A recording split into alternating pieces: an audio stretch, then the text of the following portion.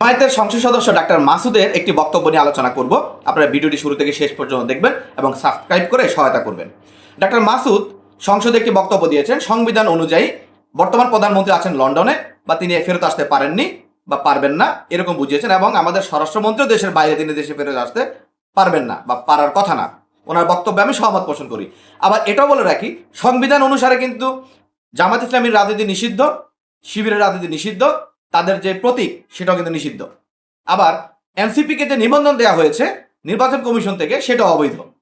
যদি আমরা সংবিধানের কথাই আসি, বিএনপি সংবিধান দেখাচ্ছে, সংবিধানের আলোকেই কথা বলে, সংসদে কথা বলছে। কারণটা হচ্ছে কি জানেন?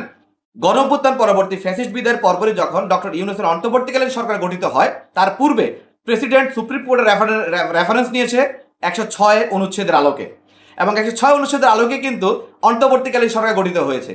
আর অন্তর্বর্তীকালীন সরকার যখন গঠন হয়েছে, পুরোপুরি সরকার ব্যবস্থা সংবিধানের মধ্যে ঢুকে পড়েছে। এই সংবিধানের আলোকে কিন্তু আবার আওয়ামী লীগের রাজনীতি এখন সাময়িকভাবে নিষিদ্ধ আছে, তারা নির্বাচনে অংশগ্রহণ করতে পারেনি। তাহলে আমরা কি বুঝতে পারি যে সংবিধানের আলোকে দেশ পরিচালিত হচ্ছে। খটকাটা হচ্ছে জুলাই সনদ নিয়ে, জুলাই সনদ বাস্তবায়ন নিয়ে। বিএনপি বলছে জুলাই সনদ বাস্তবায়ন করবে। বিএনপি যখন এই কথা বলতে যায়, তখনই তারা সংবিধানকে টেনে নিয়ে আসছে, এবং এটাই সংসদীয় রাজনীতি। আপনি যখন সংসদীয় রাজনীতি করবেন, জুলাই সনদকে আপনি টেনে নিয়ে আসবেন।